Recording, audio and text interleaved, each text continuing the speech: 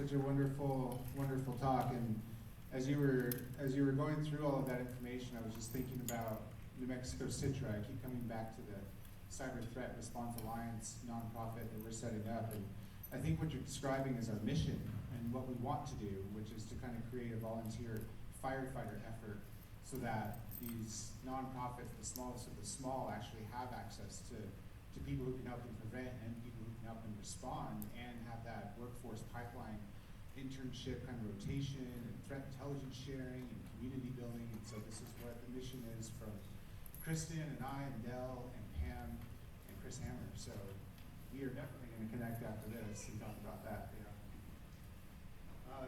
All right, and Eric, thank you for troubleshooting the pictures. So we think, Denise, that we need to connect your laptop to the internet so that way the internet can bring those pictures to your slides. You know, We're going to do that. I make art, not technical. We got your back. We got your back. All right, so next up, and then we're going to go into lunch. We have one more talk, and we're going to welcome up to the stage Jacob Wellnitz, and he's going to talk about the impact of cybersecurity beyond financials, talk about more of the human side of things. Let's go ahead and get you connected over here, sir.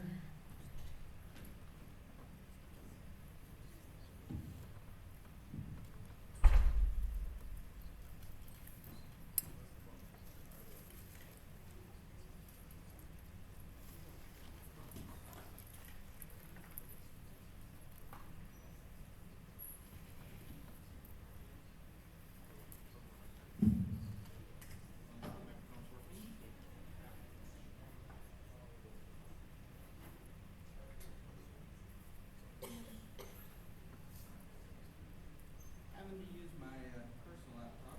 This is really a work presentation, and it's like 6 years old and kind of dodgy. So I'll make sure this works. Hi, everybody. How many of y'all were in here when the senator was speaking about all the financial impacts? Okay. Let's put that aside for a couple minutes. Okay. We can talk about money, we talk about all these millions and billions and trillions of dollars. My personal opinion, feel free to disagree with me, is that we actually don't talk much about the human impacts of cyber attacks because we get so hung up on numbers. Okay? This many people's records were stolen. I'm going to try and have this talk be human-centric. I'm going to try for it to not be a doom fest. And I'm hoping to give you all a call to action, and like the previous speaker there, Denise, where we have a shared responsibility to protect society, not just our own individual organizations. So who am I? My name is Jacob Wellnitz. I'm a senior incident responder and cybersecurity consultant at Beasley Security. I'm here on my own. I'm not representing my employer in this talk. This was a talk that kind of came upon me after responding to a hospital. I'll get into that here in a little bit and give you some more background on that and why this exists now. I also have had a struggle with burnout, and many of y'all have probably dealt with that as well. And I'm going to talk a little bit about that. And I actually managed to find some studies that talk about it for our industry. I also advocate for resilient critical infrastructure. I've been involved in some events around securing the power grid, some stuff around election systems, things like that. So I have a vested interest in trying to make sure that all the systems that we rely on literally for life are safe and secure and not impacted by cyber threats. So beyond the wallet, there's a tangible impact on lives, health, safety, and livelihood every time there is a cyber attack. Some examples may be a cancer patient that gets turned away for chemotherapy. Well, if the chemotherapy is delayed, perhaps the cancer either comes back with vengeance or never goes into remission. Blackouts that cause folks to not have power for heat or to run water pumps. All of our water plants now are hooked into cyber systems. Banks, what happens if your bank experiences a ransomware attack? You're not able to pay rent. These are tangible, actual impacts of they cost money, but cyber is now a weapon of war. We have external entities. It's not just about the money. There was a news article relatively recently where Vladimir Putin was welcoming back people that had been arrested by the United States. It was a prisoner swap, and they had been arrested for doing cybercrime. And he was welcoming them on the tarmac when they were coming back to their country. There is no greater indicator that it is a geopolitical tool, cyber is a geopolitical tool, than something like that. Okay? There may be no blast crater, there's no sirens, there is fear, there's harm, and there's a lot of silence around what happens to the people. And then those of us that are in industry, we are on the front lines of all of this, dealing with all of this. We are internalizing other people's trauma and having to deal with that. So, I have a couple case studies. Some of you all will be familiar with a lot of these, right? So, WannaCry in 2017, and healthcare, the National Health Service in the UK had over 600 sites that were impacted. 34 hospitals were locked out of their systems. Tens of thousands of appointments, cancer consults canceled. Doctors had to move back to pen and paper. Ambulances had to be diverted to other facilities. There were children that couldn't have life-saving surgeries because the systems weren't up for them to be able to do their imaging and everything else. And yeah, there were financial losses. You know, £5 to £6 million is the number that I found, but that's trivial compared to the long-lasting human impacts of all of this. So I want to talk about the case that actually brought me to write this talk. I had a call come in late in the day on a Friday, because it's always on a Friday. I don't know why ransomware operators like to impact organizations on Fridays. About a hospital that had experienced a ransomware attack. They were locked out of their systems. The most important system, and the one that we spent hours trying to recover and get back online, was a system called Pyxis. I don't know if any of y'all work in healthcare. Pyxis is a system that handles like checking out medication. So like if you've ever been in a hospital and they're going to administer medication to a patient, the nurse usually has a cart that they roll around that has all the meds, the usual meds in it, and they got to use their badge to and then record. In the case, my wife just delivered a baby, so she had a wristband that had a QR code on it, so every time they administered her pain meds, they'd scan her QR code. That was all tied to this cart. Okay? The central Pyxis server in this hospital was locked out. And unfortunately, I would call it probably a design flaw. There was no way to put the carts into bypass if there was no network connectivity back to that central server. So normally, you would, you know, if you're expecting a maintenance outage or something, you would just put the carts in bypass and there'd be manual procedures, but we couldn't do that in this instance. I was on many phone calls that evening, but probably the most poignant example was the hospital administrator asking if we needed to go on deferment because the ER could not dispense medication. So we're talking, the example used was like a heart attack patient. Heart attack patient comes in, there's certain things, I'm not a doctor, I'm not a nurse, but there's certain medications that can save somebody's life if they've had a heart attack. And they couldn't get them, they were locked in the carts.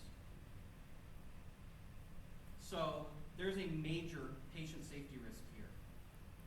Ultimately, we wormed our way out of the situation by building a minimal Active Directory domain, convincing the centralized server to talk back, because it fortunately didn't actually get ransomed, it was just everything around it.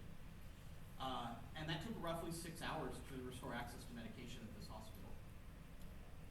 I'm not aware of any patients that suffered any loss of life or damage due to this, but it could have happened. There could have been people dying in the ER and there was nothing we could do about it. And this is at a rural hospital that's 2 hours away from the next nearest medical facility. And they already operate with thin staff. Your pharmacy is your only source of medication if you can't get into the carts. Your pharmacy doesn't necessarily have a pharmacist there that's allowed to dispense medication. There's a lot of regulatory weight there. They could be fined for handing out medication without tracking it properly. Case study number 2, power. Some of you all are probably familiar with the Russian attacks on Ukraine. There's a really excellent book called into this case. We in Texas, and I don't know how bad it was in New Mexico, experienced our own blackout in the middle of winter. Not due to a cyber attack, but the Ukrainians had a cyber attack that knocked out all their power grid in the middle of winter. 225,000 people without power. And it gets a little cold in Ukraine during the winter, as you can probably imagine. There were stories about families that were huddled under every blanket they owned. Their breath was visible inside. Thermostats were sub-freezing. People resorted to burning furniture in their backyards to keep warm. Generators were running inside of apartments, which, if you know anything about generators, it's a big no-no. But if you live in a old Soviet-style block residence, where do you set up your generator, right? Some of the other stories were you couldn't purchase groceries because there was no power, there was no point-of-sale system. How do you purchase groceries? If you find yourself out of something, you can't even go to an ATM to pull out cash. So if you don't carry cash, you're pretty screwed, right? Probably the biggest threat was the impacts to water. So without power, pumps don't run. Without pumps running, there's no water. And it's not just the water that comes out of the tap, it's dealing with sewage. If the pumps don't run, your toilets eventually stop flushing. You have hospitals that have to shift patients to other areas. You have surgeries that get canceled because the hospitals are running on a generator and they need to conserve fuel. Similar instance that I personally have dealt with was a refinery. So this particular refinery is basically the core of a small town. I won't name the town because it would give it away. But the Iranians decided to get into it. The only way the refinery knew that they'd been hacked is FBI knocked on the door and said, hey, you've got a problem. Okay? We ran through all their systems. It took 6 months, basically, to evict the Iranians from this refinery.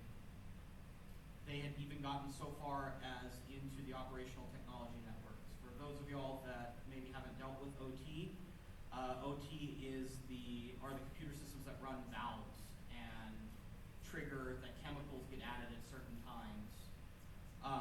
There was one conversation we were having with someone at the refinery, and when we told them, hey, we have this system showing up in evidence, what does that system do? And they're like, oh, that's how we control what chemicals get added, what part of the process in the refinery. Okay, that sounds really bad. He was like, yeah, you put the wrong chemical in at the wrong time, the refinery either lights on fire or blows up.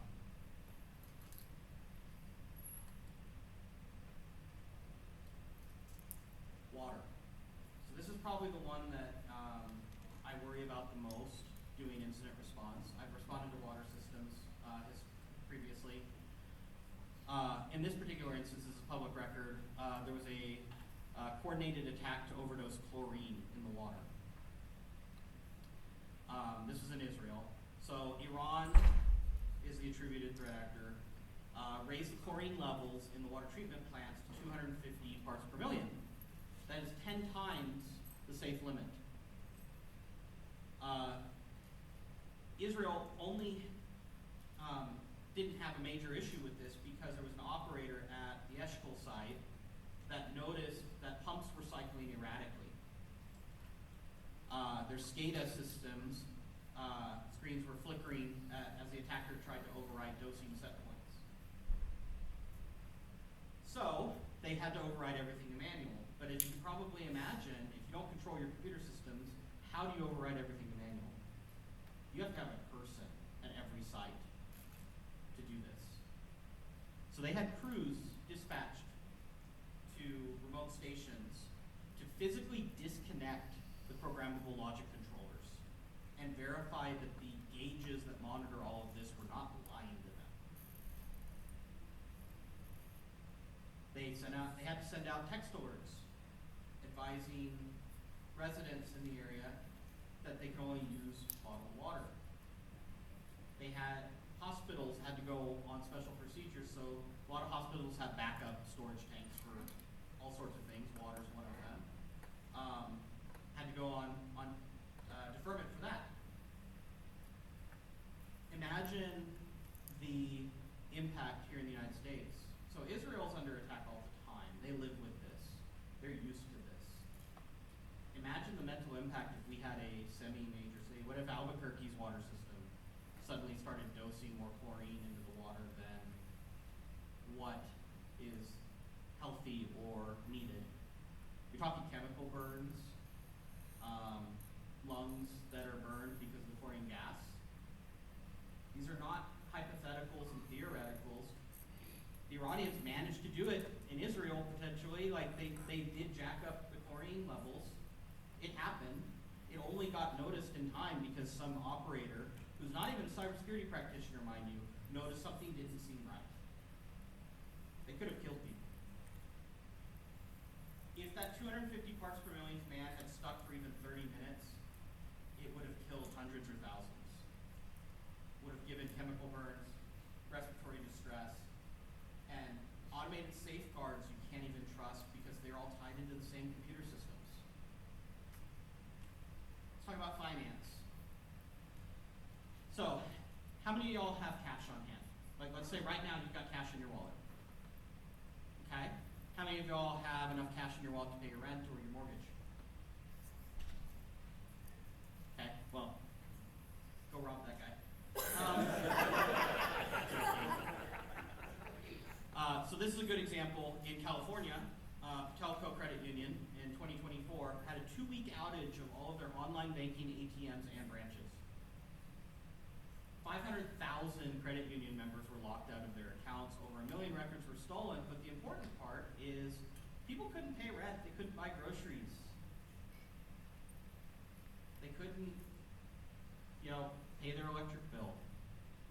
And do you honestly think, like, your giant corporation that runs the electricity cares that you can't pull money out of the bank? They're going to think you're lying, right? Does your landlord understand that your bank got compromised? Probably not. They're going to think it's an excuse. There was one lady who posted on social media, "My paycheck is stuck in limbo. Anyone else with the telco freaking out?" Local news interviewed a single mom waiting 3 hours in a bank branch line just to get a $200 cashier's check, just so she could buy groceries. Calls to mental health hotlines in Alameda County spiked 12% that week.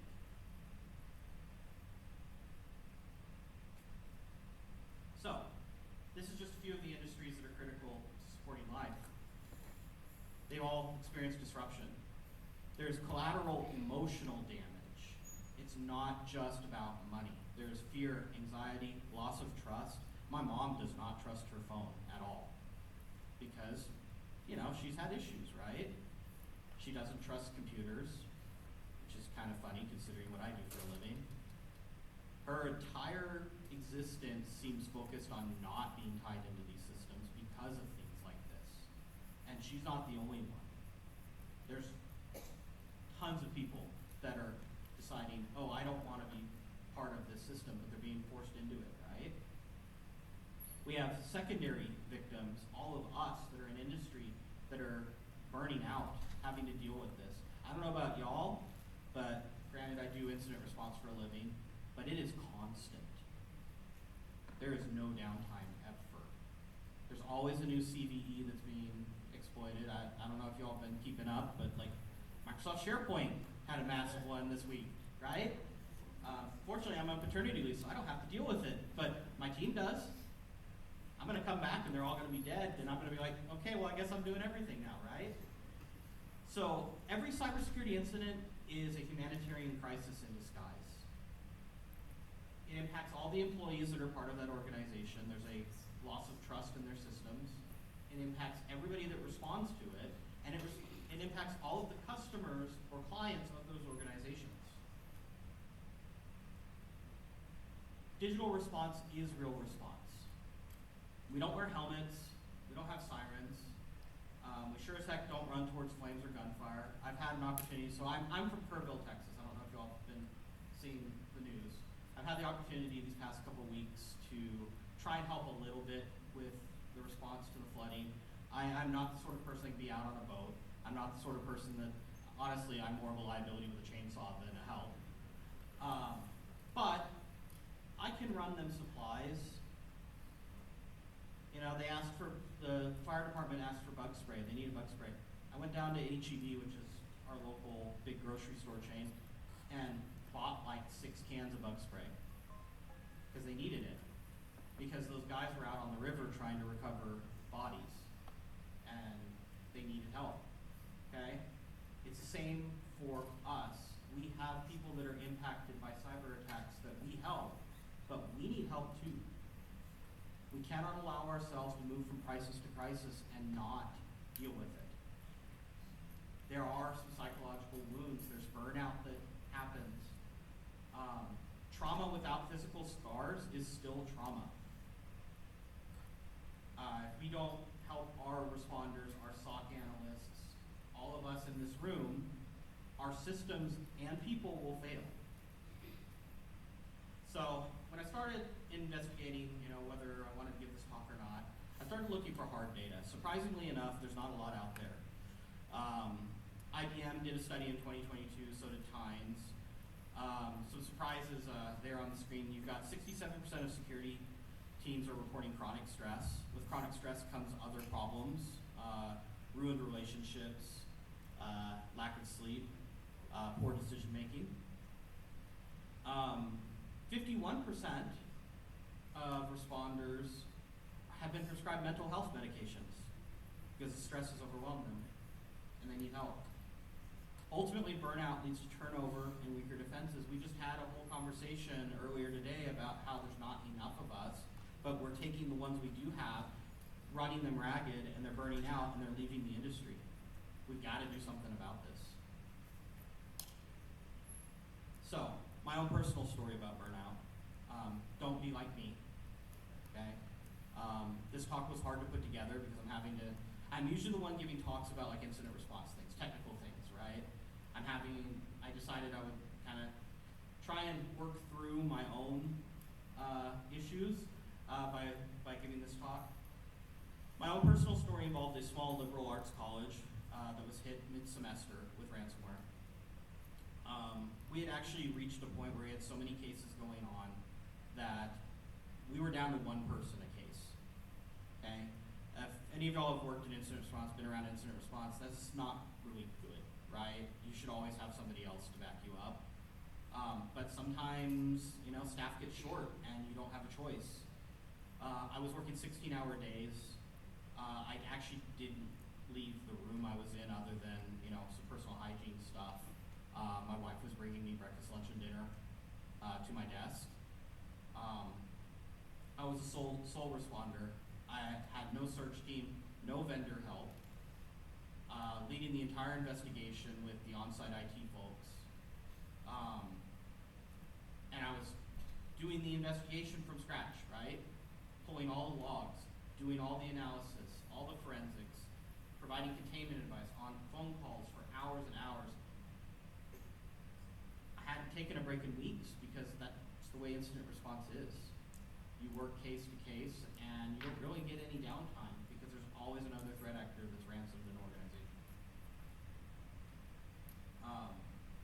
Finally, I got to the point where I couldn't do it anymore. You're working in a college network, which is hostile by design. They just are.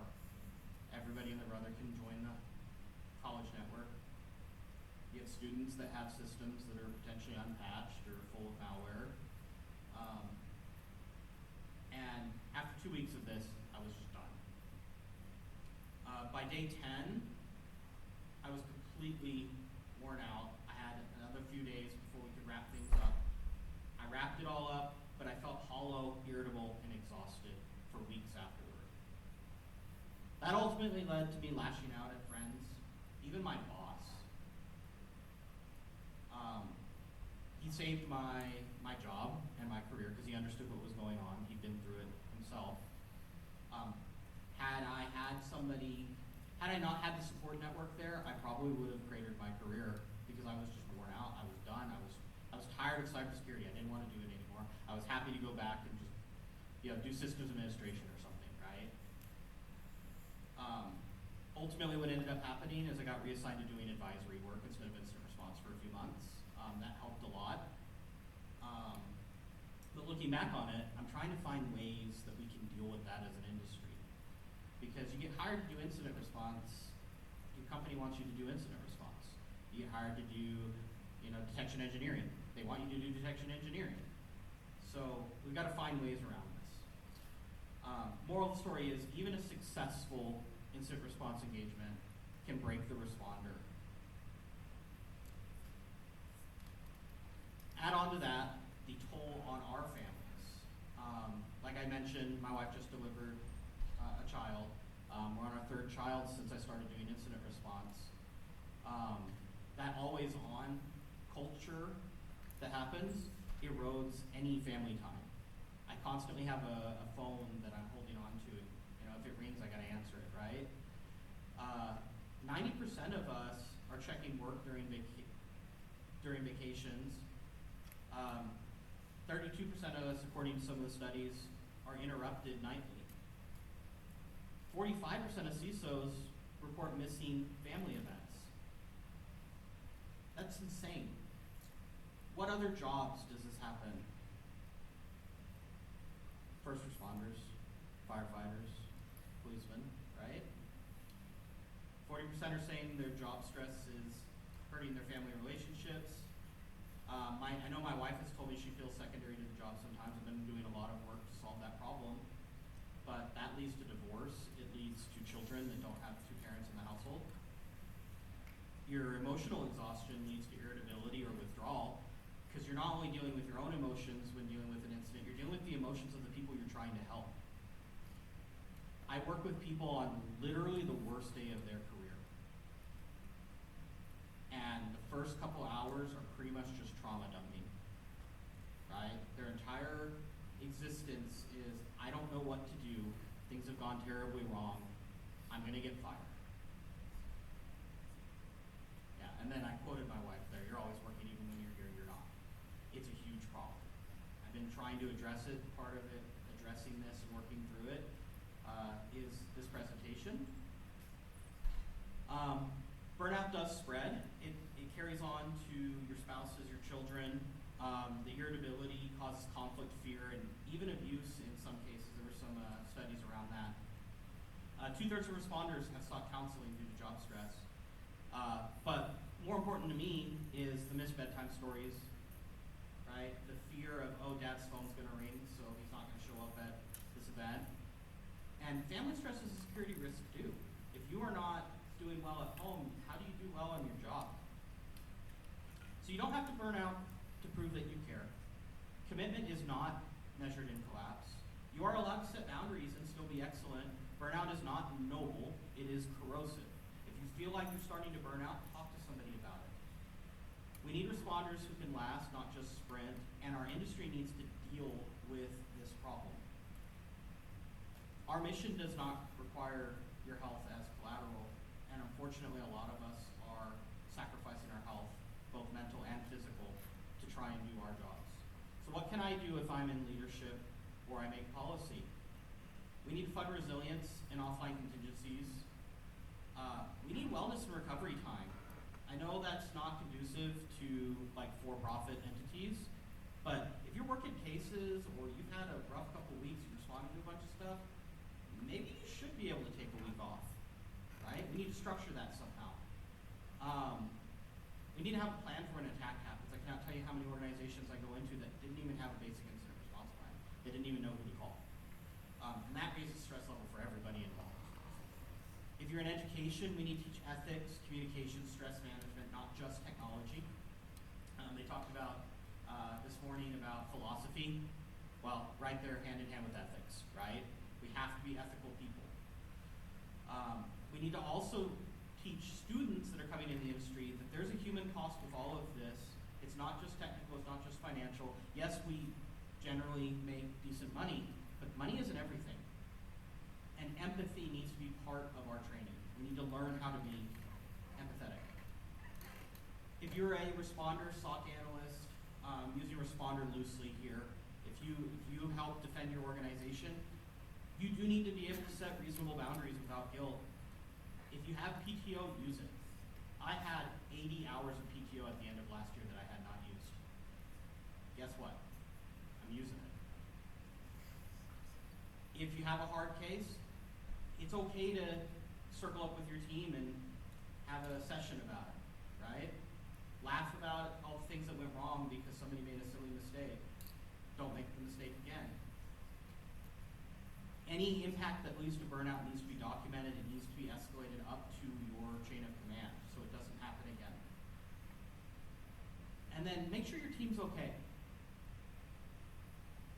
You have no idea what your teammates are dealing with, whether at home or even in their job, if you don't talk to them.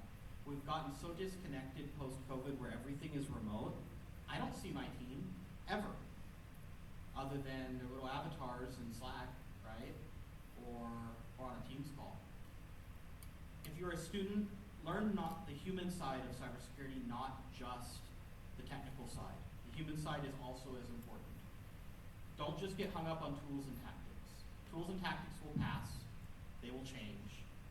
Learn the human side of things and you'll do okay. And if your course of study ignores even simple mental health stuff, speak up about it.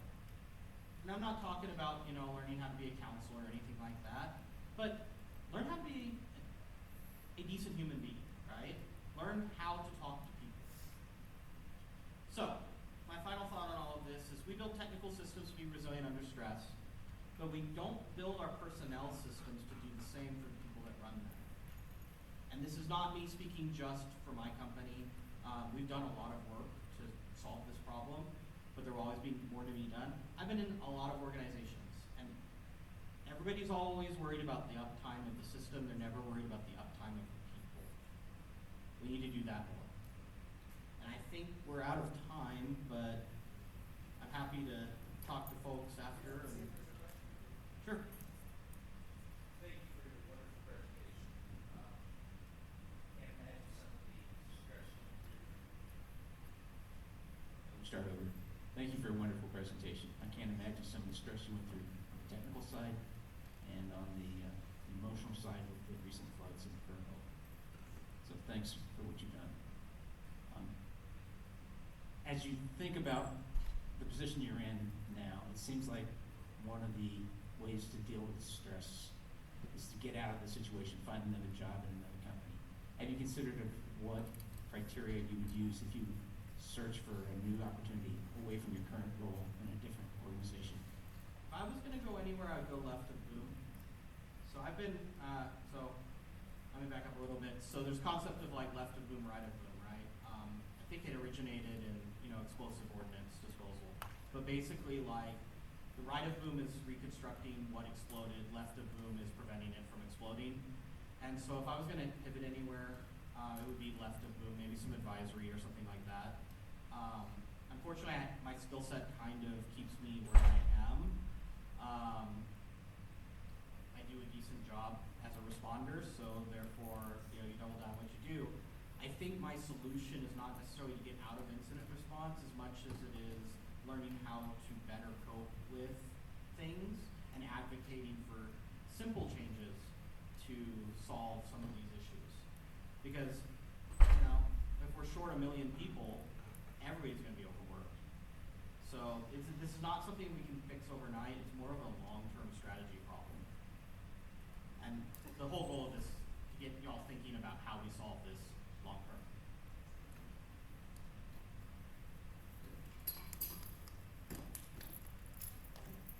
Thank you so much for that beautiful talk.